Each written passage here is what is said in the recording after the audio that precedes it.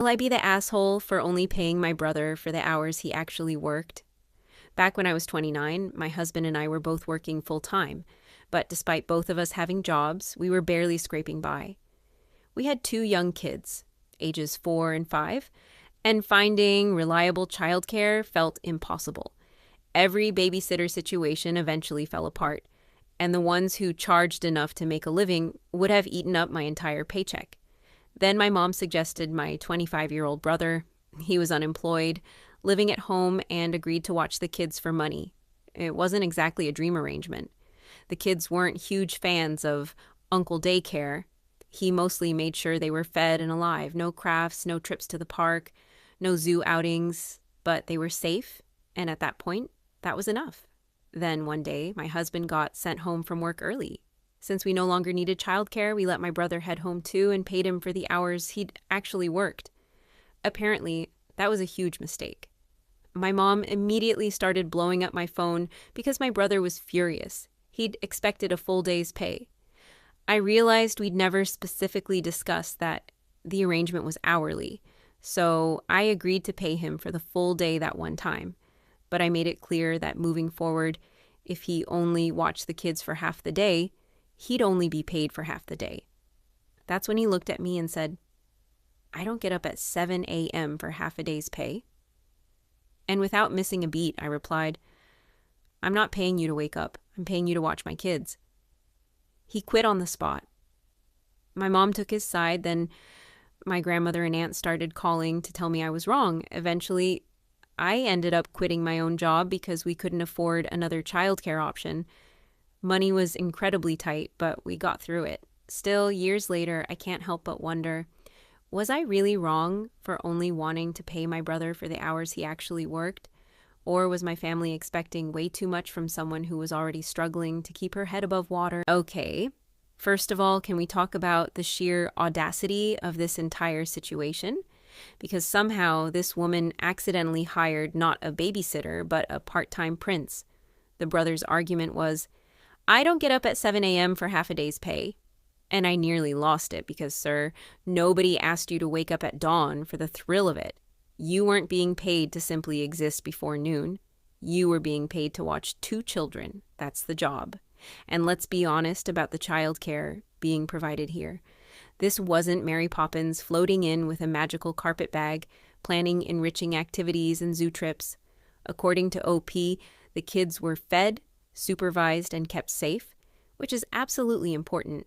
But there were no crafts, no outings, and no attempts to make the experience enjoyable. It was basically, are the kids alive? Great. Did they eat? Fantastic.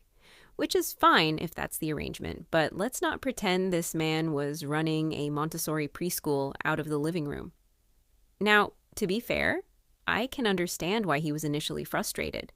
If someone tells you they need childcare for the day and never explicitly says the pay is hourly, it's reasonable to assume you'll be getting paid for the full day. That's a communication issue, and even OP admitted that. The difference is that once she realized there had been a misunderstanding, she immediately agreed to pay him for the entire day that one time and clarified how things would work moving forward. Most employers wouldn't even do that. Instead of accepting the explanation and deciding whether he still wanted the job under those terms, he escalated the situation into a full-scale family drama. Suddenly, Mom was blowing up OP's phone, Grandma had an opinion, Auntie had entered the chat, and somehow an argument about babysitting wages turned into a multi-generational tribunal.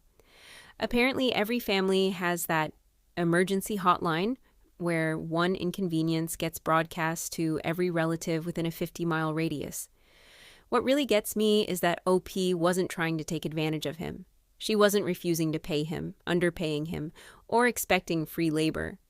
She and her husband were both working full-time, struggling financially, trying to keep their heads above water while raising 2 small children. Childcare was so expensive that it often made working feel pointless, and after every other option fell through, this arrangement with her brother was supposed to be the thing that finally helped them stay afloat. Her logic was simple. If he watched the kids for 4 hours, he'd get paid for 4 hours. That's literally how most jobs operate. Imagine telling your boss, I know I left at noon, but mentally I had prepared to be here until 5, so I'd still like the rest of my paycheck. HR would escort you out before you finished your sentence.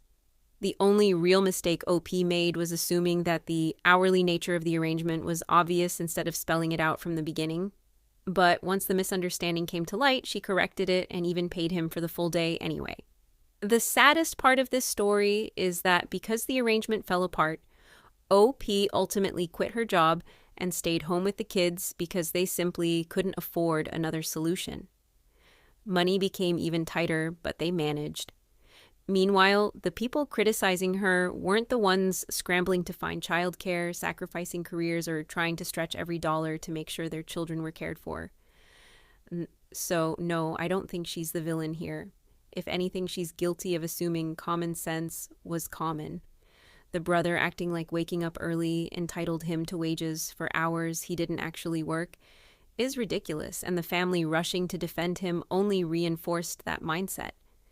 OP's response, "I'm not paying you to wake up, I'm paying you to watch my kids," might honestly be one of the most iconic lines in this entire story. Because at the end of the day, that's exactly what this comes down to. Childcare is work and deserves to be paid fairly. But expecting full pay for hours you didn't provide the service? That's a completely different conversation. So what do you think? Was she wrong for only wanting to pay her brother for the hours he actually worked? Or was this family expecting way too much from someone who was already doing everything she could just to stay afloat? What do you think is the right way to handle this? Thanks for watching. Make sure you subscribe to Oh the Tea with your girl Tia. New tea drops every Tuesday, Thursday, and Sunday, so don't miss out. And listen, I need your opinions, so go comment below because I need to hear your thoughts. See you next time with more hot tea.